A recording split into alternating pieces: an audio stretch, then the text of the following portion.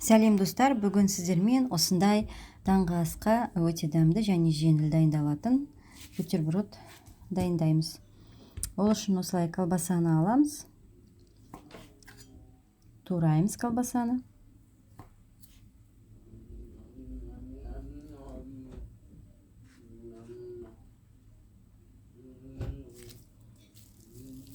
Сырды алып тураймыз.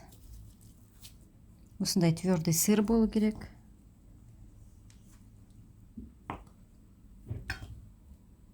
Үстіне, колбасаның үстіне орналастырамыз.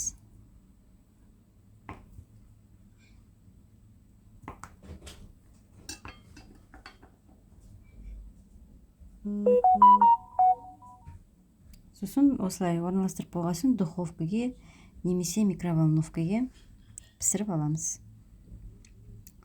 Өте жеңіл, оңай. Міне осындай болып шығады. Ас болсын.